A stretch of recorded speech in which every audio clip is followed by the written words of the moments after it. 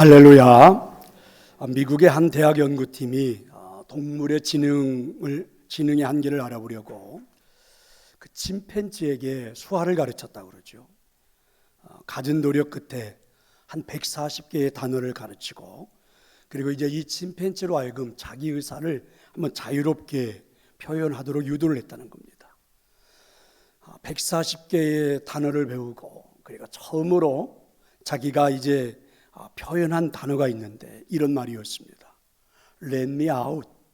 나를 놓아달라. 그러니까 짐승들에게도 자유로운 몸은 본능적으로 느끼고 있었다라는 것을 알 수가 있습니다. 일본의 식민지하에서 민족의 자유를 얻기 위해서 대한독립 만세를 외쳤던 이 103주년을 기념하는 3.1절이 며칠 전에 지나갔습니다. 자유를 얼마나 사모했는지 이 역사가 우리에게 말해주죠.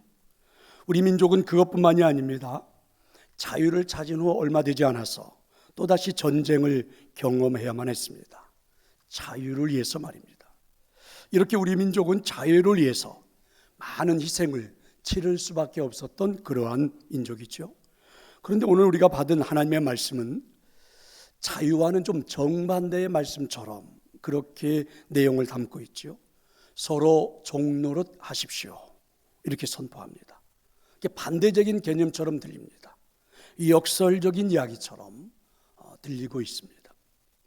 갈라디아서 5장 1절에는 먼저 그리스도인들이 예수님을 믿고 얻은 그 자유의 소중함을 이렇게 선포합니다. 그리스도께서 우리를 자유롭게 하려고 자유를 주셨으니 그러므로 굳건하게 서서 다시는 종의 멍에를 매지 말라. 그래서 성경학자들은 이 갈라디아서 5장을 가리켜서 그리스도인 자유의 대헌장 이렇게 말하고 있죠. 그런데 오늘 우리가 받은 이 본문 13절에는요 역설적이게도 이렇게 말씀합니다. 다시 종노릇하라 이렇게 선포합니다. 그러니까 어떤 의미에서 그렇게 말씀을 하셨을까요? 바로 자유로 육체의 기회가 되지 않기 위해서입니다. 무슨 말입니까? 자유가 방종이 되지 않기 위해서이죠. 다시 말하면 우리가 얻은 자유가 진정한 자유가 되기 위해서라는 것입니다. 따라서 오늘 본문 앞에서 우리가 물어야 할 아주 중요한 질문이죠. 성경은 우리에게 왜 종노릇하라고 선포하고 있을까? 왜 우리에게 다시 종노릇하라고 선포하는 것일까? 먼저 자유함의 의미를 이해하고 있어야 하기 때문에 그렇습니다. 우리가 예수님을 믿고 자유함을 얻었다는 것은 어떤 의미입니까? 죄에서 용서함을 얻었다는 것이죠. 그런데 이 선언으로 우리가 다시는 죄 지을 가능성에서도 자유해졌는가? 그건 아니잖아요. 우리는 용서를 받았습니다. 그렇지만 언제든지 또 죄악의 자리로 돌아갈 가능성이 충분히 있죠. 따라서 우리가 얻은 이 자유를 지키기 위해서는 새로운 구속이 필요하지 않을까? 그래서 성경은 이렇게 우리에게 예를 들어 주십니다. 에베소서 4장 25절에 보면 그런즉 거짓을 버리고 각각 그 이웃과 더불어 참된 것을 말하라. 그러니까 거짓을 내가 버렸다면 이제부터는 참된 것을 말을 해라 이렇게 말씀합니다. 우리가 예수님을 믿는 순간 그동안에 거짓된 말을 했던 것, 거짓된 삶을 살았던 것에서 용서를 받았습니다. 그리고 이제 우리는 거짓말을 중단했지요. 그러나 여러분, 우리는 거짓에서 벗어나기 시작한 것은 사실입니다.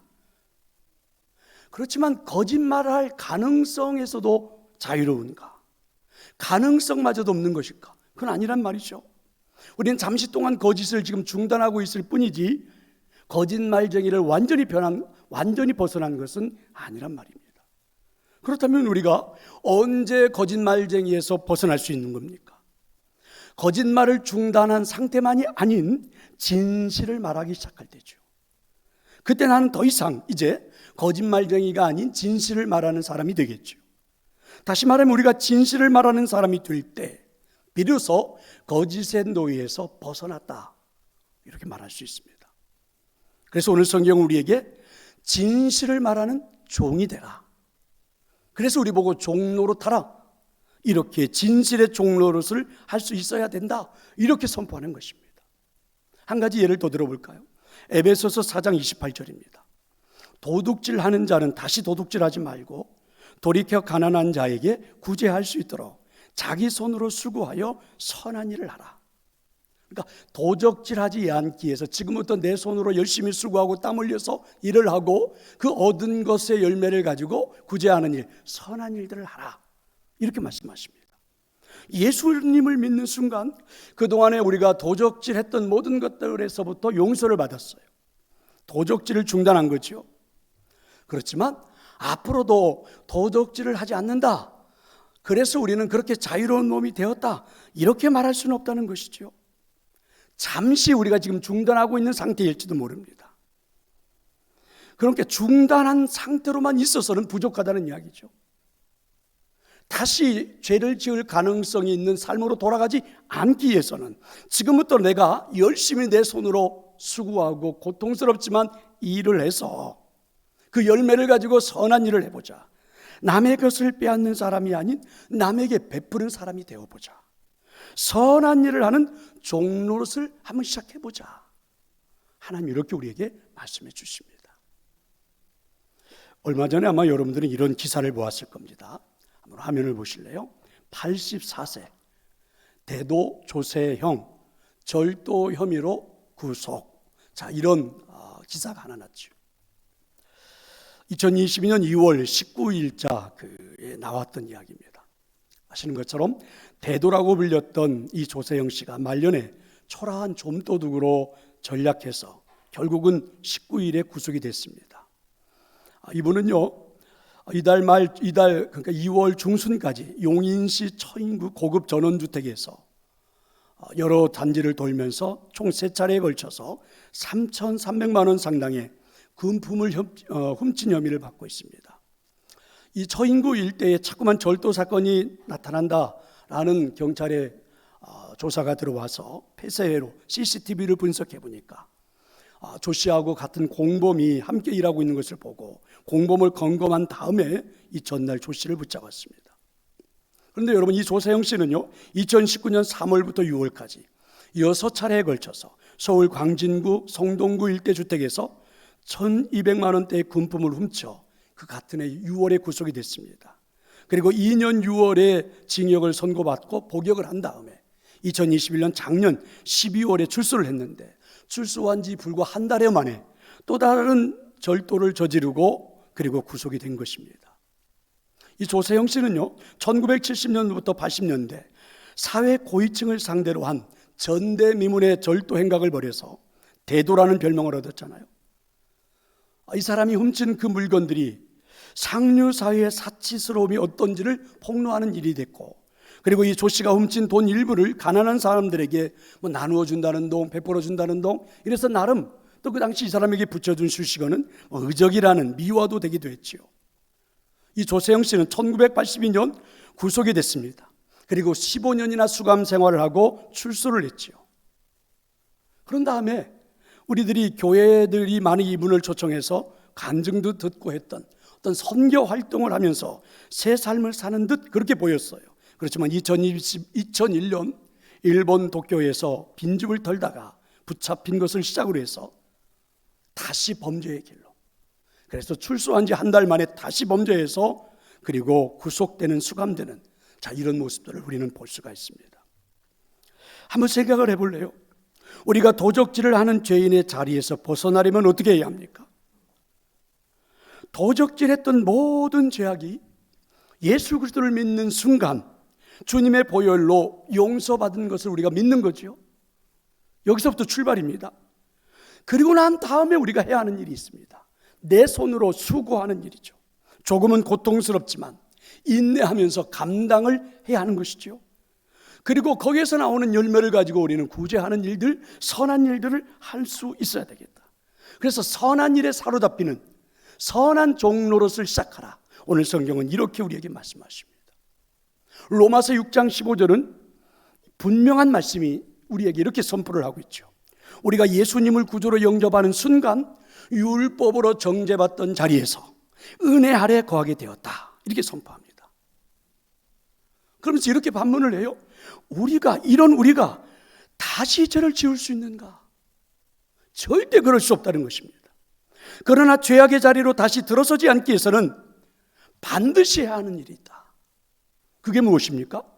이제부터 우리는 누구의 종으로 살 것인가를 한번 깊이 생각해 보라는 거죠.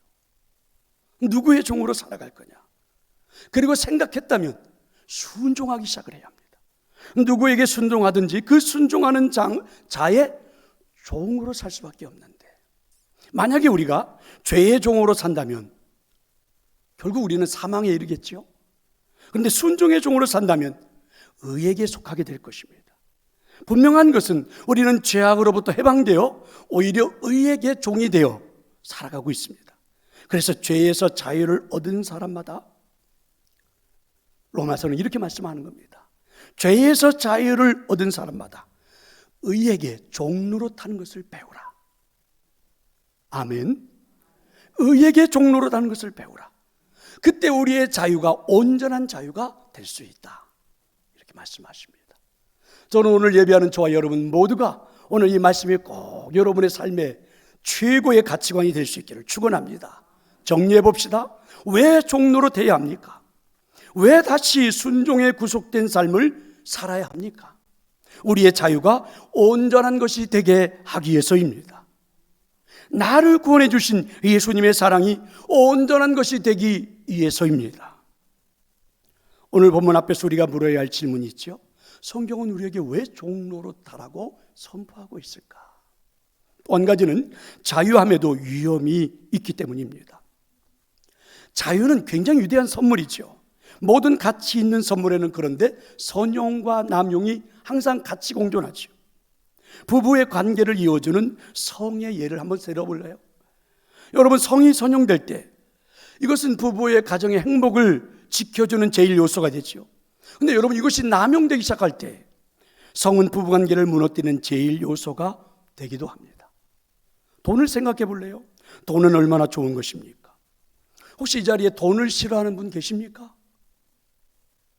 그렇지 않지요? 근데 여러분, 이런 책도 있더라고요. 나는 예수님 다음으로 돈이 좋아요. 이런 책도 있더라고요. 아주 솔직한 고백이라고 생각합니다. 여러분, 돈은 선물입니다. 그런데 여러분, 돈이 우리의 탐욕으로 남용될 때에 수많은 비극들을 초래할 수가 있습니다. 자유도 마찬가지죠. 여러분, 기독교 신앙은 결코 우리를 구속하지 않아요. 예수님은 이렇게 말씀하시잖아요. 진리를 알지니 진리가 너희를 자유케 하리라. 그렇죠? 아들이 너희를 자유케 하면 너희가 참으로 자유하리라. 이렇게 말씀하십니다. 그러니까 예수님은 우리가 참 자유를 누리고 사는 것 보고 싶어 하십니다. 저는 여러분 예수 그리스도 안에서 주님이 선물해 주신 자유함이 나타나기를 축원합니다. 그렇지만 여러분, 기독교 신앙은 결코 율법주의와 같이 우리들에게 어떤 행동 강령을 만들어 가지고 유대인들이 만들었던 유태교와 같이 해야 할 것, 하지 말아야 할 것, 막 이런 것들을 가지고 구속하는 종교는 결코 아니죠. 사도 바울은요, 이 갈라디아서 특별히 전체를 통해서, 특별히 오늘 우리가 읽은 이 본문 말씀에서도 절대로 율법에 얽매이지 말자.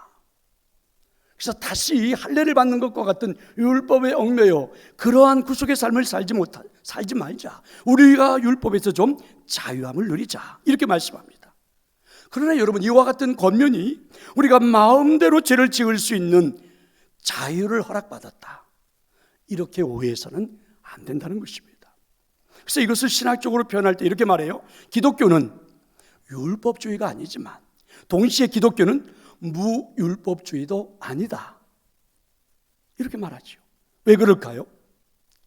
자유에는 언제나 여러분 방종이 따르고 있기 때문에 그렇습니다. 예를 들어볼까요? 코로나 바이러스 때문에 우리들이 예배 생활에도 굉장히 많은 변화가 나타난 건 사실이죠. 서울에 있는 한 장로님이 함께 식사를 하는데 이런 고백을 하더라고요. 목사님, 처음에 코로나로 인해서 비대면 예배, 집 위에서 TV를 통해서 예배를 드릴 때입니다. 하나님을 만나는 시간이기에 나는 정장을 하고 양복을 입고 그리고 가족 식구들을 다 부르고 거실에 앉아서 TV 앞에 앉아서 교회에서 예배하던 모습처럼 동일하게 예배를 했습니다. 은혜도 받았죠. 근데 이제 이것이 몇 번 반복이 되다 보니까 어느 날 저는 제 자신을 느낄 수가 있었습니다. 어느 날 보니까 제 넥타이는 풀어져 있고 양복은 입고 있긴 하지만 어느 시간쯤 가다 보니까 양복도 벗어던지고 자유로운 모습으로 입게 되고, 어느 날 보니까 집에서 흔하게 입는 추리닝 바람으로 그냥 거실에 앉아서 예배하기도 하고, 때로는 소파에 눕기도 하고, 때로는 화장실에 들락거리기도 하고, 때로는 물 먹으러 주방에도 왔다 갔다 하고, 처음에는 아이들이 다 같이 모였는데 이제는 아무도 나오지 않고 각자의 방에서 그렇게 예배하게 되고, 굉장히 자유로운, 생각해보면 어쩔 수 없는 상황에서 선택했던 우리들의 예배 생활이, 그 자유함이 어느 한순간에, 그죠? 하나님에게서 자꾸만 멀어지게 하는 것은 아닐까, 이런 불안한 마음들이 들더라. 그렇죠? 조금씩 내 자유함 속에서 하나님의 임재가, 하나님의 역사가 느껴지지 못하는 예배 생활하는 것은 아닐까. 자, 이런 이제 불안감들, 이런 마음들을 느낄 수가 있다, 이렇게 고백하더라고요. 여러분, 일리가 있지요. 어쩌면 오늘 그 방송으로 예배하는 분들도 이 말이 조금은 일리가 있어 보이지 않을까 생각이 듭니다. 이런 우리들에게 오늘 본문 13절은 무엇이라고 말씀하십니까? 이렇게 말씀하시죠. 이 자유로 육체의 기회를 삼지 말라. 이렇게 경계를 합니다. 자유가 남용되는 그 순간 어쩌면 우리는 다시 죄악의 자리로, 죄의 종로로 타는 자리로 돌아갈 수 있기 때문에 그렇죠. 언제나 이 자유함에는 이런 위험도 도사리고 있다. 자유를 얻은 우리에게, 그래서 성경은 뭐라고 말씀하십니까? 다시 종노릇을 하라, 이렇게 말씀하시는 것입니다. 무엇 때문에요? 자유함에는 위험이 도사리고 있기 때문에. 오늘 말씀이 꼭 여러분에게 들려지기를 축원합니다. 그래서 오히려 우리는 순종의 종으로, 오히려 우리는 다시 죄악을 벗어나기 위한 하나님의 말씀의 종으로 살아갈 줄 아는 그런 결단이 있기를 간절히 축원합니다. 오늘 본문 앞에서 우리가 물어야 할 질문이 있습니다. 성경은 우리에게 왜 종노릇하라고 선포하고 있습니까? 자유가 행복할 수 있어야 하기 때문에 그렇습니다. 우리나라가 추구하는 정치적인 정체성은 공식적으로는 자유민주주의입니다. 자유민주주의 사회 속에서, 나라 속에서 우리는 살고 있죠. 그럼 여러분, 자유민주주의가 한 사회 속에서 잘 정착되어서 살아가기 위해서는 제일 필요한 것이 무엇입니까? 물론 이 민주주의에 대해서 학문적으로 연구한 사람들의 발표는 좀 다르겠지만 저는 그걸 말하는 게 아니고 실제적인 우리들의 삶의 피부로 느낄 수 있는 이야기는 무엇입니까? 자유민주주의를 누리기 위해서 우리가 반드시 필요한 것은 무엇입니까? 질서가 아닐까요? 왜 질서가 중요합니까? 나의 자유함이 다른 사람의 자유를 침해해서는 안 되기 때문이죠. 물론 다른 사람의 자유함이 나의 자유함을 막아서도 안 되기 때문에, 그래서 질서를 강조합니다. 그리고 이제 사회는 한 발 더 나갔죠. 그 질서를 잘 지키자 해가지고 법도 만들었습니다. 자유를 위해서 말입니다. 그런데 오늘 본문은요, 우리 그리스도인들에게 자유를 누리기 위해서 질서를 지켜라, 그 정도의 상식 수준에서 우리에게 말씀하는 게 아닙니다. 오늘 본문은 우리에게 법을 만들자고 제안하지도 않아요. 자유를 위해서 규제를 만들자, 이렇게 제안하지도 않습니다. 오늘 하나님은 우리에게 이렇게 말씀하십니다. 한번 들어볼래요? 그리스도인들이요, 서로의 관계에서 참으로 자유하기를 원한다면 질서가 아닌 서로 사랑으로 종노릇 하십시오, 이렇게 선포하십니다. 그러니까 종노릇을 하라. 이 종노릇이라고 하는 말을 다른 말로 하면 섬김이겠죠. 섬김. 그러니까 인간 관계에서 참으로 자유를 원한다면 사랑으로 섬기세요. 그러니까 봉사하세요. 헌신하세요. 이렇게 말씀하는 거죠. 정말 우리가 모든 이 사회에서, 관계 속에서 자유함을 누리고 싶다면, 우리 인생에 하나님 만들어주신 자유함의 행복이 나타나고 싶다면 서로 종노릇 하십시오. 사랑으로 섬기십시오. 헌신하십시오. 이렇게 하나님 말씀하시는 겁니다. 바울은 이 갈라디아서에서 섬김을 이야기할 때 두 가지 종류의 섬김을 이야기하죠. 조금 여러분 학문적인 단어이긴 하지만 이렇습니다. 율법에 의한 섬김이 있고 그 다음에 사랑에 의한 섬김이 있다. 율법에 의한 섬김은 뭘까? 우리가 예수님을 알기 전에 우리가 이웃들을 섬겼던, 이웃들과 관계 속에서 살았던 것은 대부분 율법에 의한 섬김이었다. 우리가 자유를 지켜야 된다, 자유를 누려야 된다. 그래서 그 자유가 침해받지 않고 모두가 누려주기 위해서는 질서가 있어야 된다. 그럼 그 질서를 잡으려면 뭐가 필요해요? 법이 있어야 되지 않는가? 그래서 우리 이성에 호소하기 시작한 거죠. 법을 만들어낸 겁니다. 그것만 가지고는 부족해요. 그래서 우리에게 양심에도 호소하죠. 그렇게 해서 만들어낸 게 윤리입니다. 때로는 법적인 책임만 묻지 말고 그 사람의 양심에 물어서 이 자유를 한번 지켜보자. 그렇게 해서 지금까지 이 사회를 유지해 왔는데 어느 정도는 성과도 있고 많은 그 발견도 되고 또 좋은 점들도 많이 있었지요. 그렇지만 가면 갈수록 우리는 다 이렇게 말합니다. 너무 혼란스럽다. 사회가 너무 혼란스러워요. 사회가 무너져 가고 있다. 사회가 이상하다. 급기야는 여러분, 전쟁이 벌어지면 수없이 많은 사람들이 죽잖아요. 러시아, 우크라이나. 결국은 여러분, 아무리 법으로, 아무리 양심으로 통제하라고 해도 통제가 되지 않으면서 사회가 이렇게 혼란에 쌓이죠. 그런데 예수님을 통해서 구원받은 우리 그리스도인 된 우리들은 이웃에 대한 섬김이, 이웃과의 관계가 어떻게 되어야 됩니까? 하나님 이렇게 말씀합니다. 사랑에 의한 섬김이어야 한다. 믿으시기를 축원합니다. 왜 사랑에 의한 섬김을 해야 합니까? 왜 그래야 됩니까? 여러분, 성경은 이렇게 대답합니다. 하나님이 그렇게 하셨습니다. 예수님이 그렇게 하셨습니다. 성령님이 지금도 그렇게 하고 계십니다. 이게 대답입니다. 저는 어떤 다른 교인들이 두 분이 이야기하는 이야기를 들은 기회가 있었는데요. 이렇게 말하더라고요. 주일날 이제 그 교회에서 밑에서 차량 안내하시는, 봉사하시는 분들, 섬기는 분들이 있잖아요. 이런 분들을 보면서 아니, 저 사람은, 내가 알고 있는 저 사람은 원래 자존심도 강하고 원래 저런 거 하는 사람이 아닌데 어떻게 저런 일을 하고 있을까? 노란 조끼를 입고 추운 날씨에 호흡 불어가면서 얼굴은 새파래가지고 그리고 저렇게 하고 있는 것일까? 그렇게 의문을 제기하더라고요. 그랬더니 옆에 있는 한 분이 이렇게 대답을 하더라고요. 성령님이 그렇게 하고 있는 거야. 일리가 있어 보이지 않습니까? 원래 그 사람은 그럴 뿐이 아니라는 거예요. 그의 인격으로 보면, 그의 성품으로 보면, 그가 살아온 인생의 삶을 보면 그렇게 하는 분이 아니래요. 그런데 지금 그분이 주차봉을 들고 사람들을 안내하고 있어요. 이게 누가 하시는 거라고요? 성령님이 하시는 거다. 하나님이 하고 계시는 거다. 예수 그리스도가 하고 계시는 거다. 여러분, 들어오면서 하나님 보셨습니까? 오늘 교회 오시면서 여러분 예수 그리스도 보셨나요? 여러분, 성령님 보셨습니까? 제가 설명해 드릴까요? 노란 조끼를 입고, 그리고 여러분 이렇게 하시는 분들이 다 하나님이셨고 성령님이셨고 예수 그리스도였지요. 의사요 성경학자였던 대안이라는 사람은 이런 비유를 들었습니다. 한 부잣집 주인이 한 여인을 하녀로 고용을 했습니다. 그리고 이제부터 이 여인은 주인에 대한 섬김이, 주인에 대한 이 일이 법에 의한, 계약에 의한, 그리고 의무적인 섬김이 시작이 됐죠. 그런데 어느 날 이 주인과 여인 사이에 사랑이 싹트기 시작했습니다. 그리고 마침내 그들은 부부가 되었습니다. 그러면 여러분, 이제 이 여인은요, 그 남자 주인에 대한 섬김의 방식이 어떻게 변화될까요? 이 남자가 여인에게 아침에 일어나서 하루의 일과 시간을 정해줄까? 당신 오늘 오전 9시부터 오후 5시까지, 그리고 오전 9시부터 오후 5시까지 일한 일에 대한 임금은 내가 한 달에 한 번씩 지급하겠소. 아니, 또 그 여인이 이 남자에게, 자기 남편에게 봉사료 지불을 요구할까? 나에게 봉사료를 지불해 주지 않았다고 이 여인이 파업을 할까?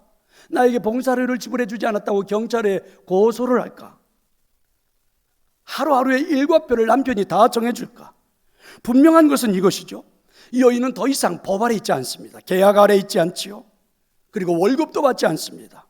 그럼에도 불구하고 여러분, 오전 9시부터 오후 5시까지 아니에요.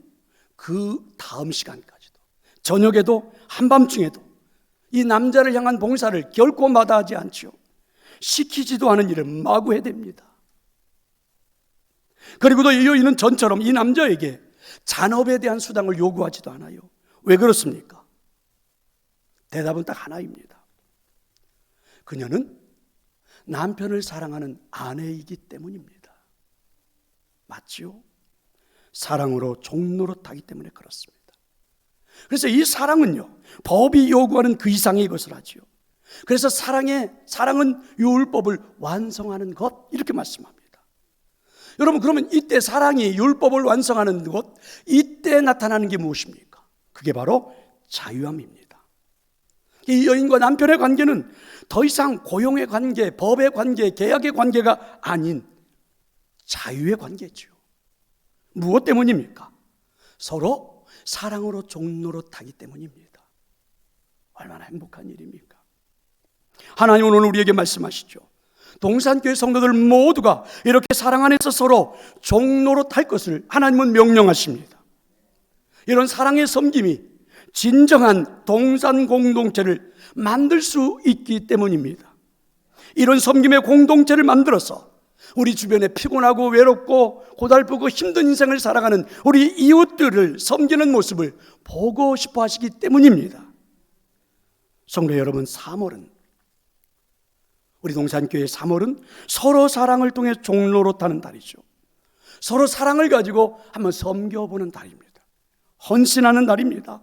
내가 가지고 있는 이 사랑의 열정으로 서로 종노릇하면서 옆에 있는 성도에게 나누어 주는 달, 이게 바로 3월입니다. 성도 여러분, 이와 같은 사랑의 섬김이 만약에 우리 교회 안에 모든 성도들에게 잘 나타날 수 있다면 얼마나 멋진 공동체를 만들 수 있을까요? 나를 통해서 그 열정이 나누어질 수만 있다면 우리가 얼마나 행복한 공동체를 만들고 그 안에서 행복을 누리며 살아갈 수 있을까요?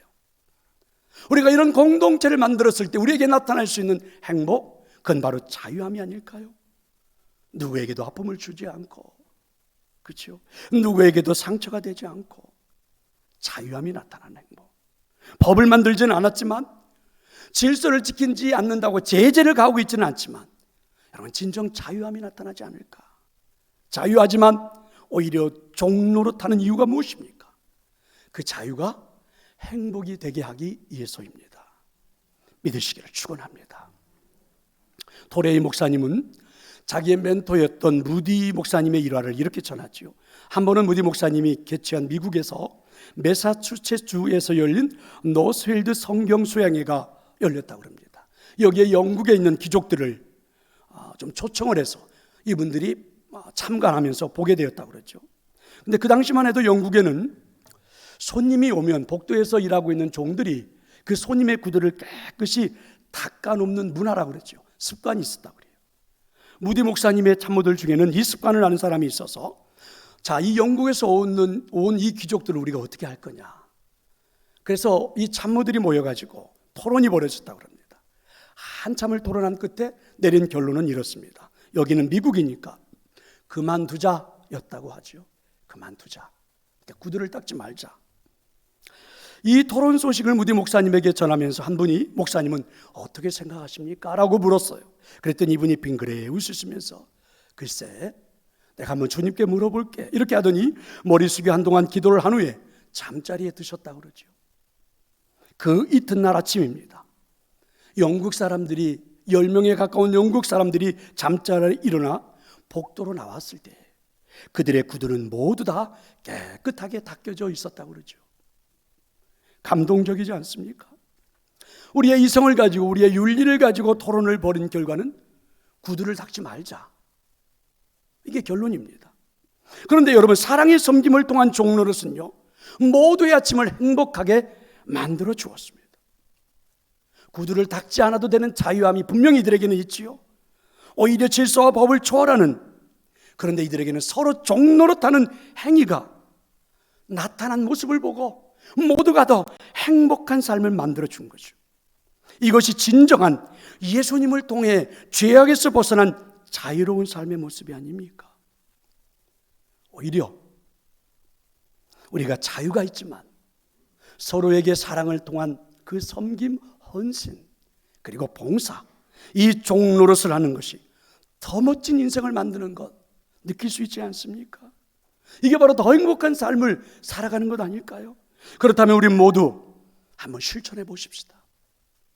자유하지만 마치 종이 된 것처럼 우리 한번 서로 종로릇 한번 해봅시다. 사랑의 섬김을, 그리고 봉사를, 헌신을 이 한 달 한번 해보십시다. 특별히 사순절 기간이니 우리 모두가 한번 해볼 만한 의미가 있지 않을까요? 성도 여러분, 이 한 달 사랑을 통한 헌신, 나의 그 사랑을 통한 열정이 옆에 있는 성도들에게 잘 나누어져서 우리 교회에 행복이 나타나는 이 한 달이 될 수 있기를 축원합니다. 아버지 하나님,